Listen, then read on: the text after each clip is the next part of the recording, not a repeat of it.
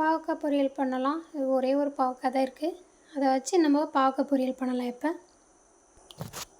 ஒரு பாவக்காய்க்கு 3 தக்காளி, ஒரு 4 பல் பூண்டு, ஒரு வெங்காயம், கருவேப்பிலை எடுத்துக்கலாம்.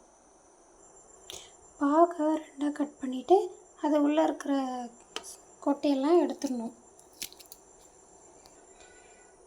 பாவக்காயில் எல்லா விதையும் எடுத்தாச்சு. கட் பண்ணிக்கலாம். எல்லாம் கட் பண்ணி வச்சாச்சு. பாவக்காய் இந்த மாதிரி சின்னதாக கட் பண்ணி வச்சுக்கோங்க. அடுப்பு பற்ற வச்சுக்கலாம். கடாய் காய்ஞ்சதும் எண்ணெய் ஊற்றிக்கலாம். 2 ஸ்பூன் எண்ணெய் ஊற்றிக்கோங்க. கடுகு போடுறேன்.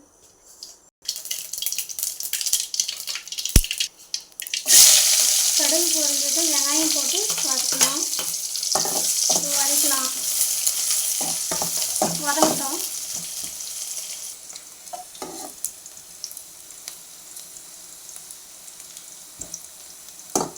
வெங்காயம் இன்னும் கொஞ்சம் வதங்கணும். வதங்கின பிறகு கடுகு கருவேப்பிலை போடலாம். இந்த ஸ்டேஜ் வந்ததும் கருவேப்பிலை போட்டு வதக்கலாம். பூண்டு போடுறேன். வச்சு காய் போட்டுக்கலாம். பாவக்காய்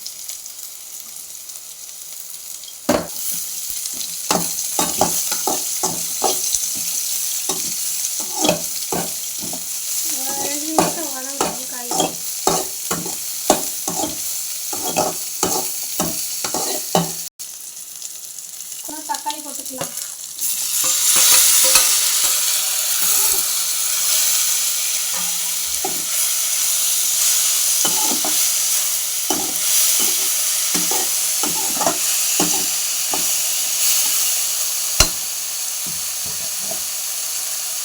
தக்காளி போட்டுட்டு கொஞ்சம் உப்பு போட்டுக்கலாம்.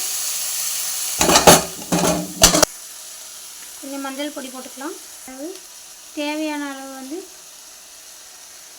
மிளகாய்த்தூள்.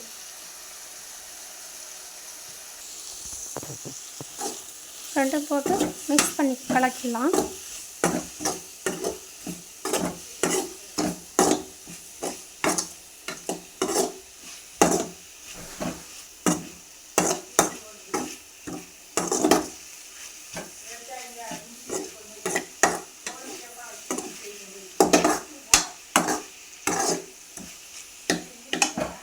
அடுப்பு சிம்மில் வைக்கலாம்.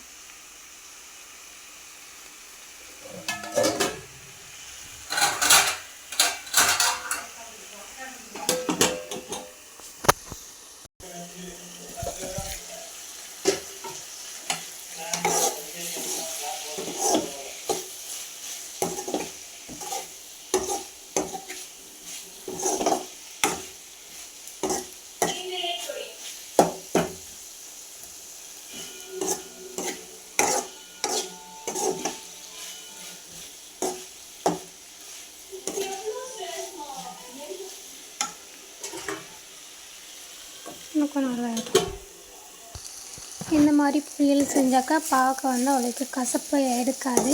நல்லாயிருக்கும் சாப்பிடவும். சாப்பிட்டு சொல்லுங்கள். இப்போ அடுப்பு ஆஃப் பண்ணிடலாம். பாவக்காய் பொரியல் சாப்பிடுங்க. உடம்பு ஹெல்த்தியாக இருக்கும்.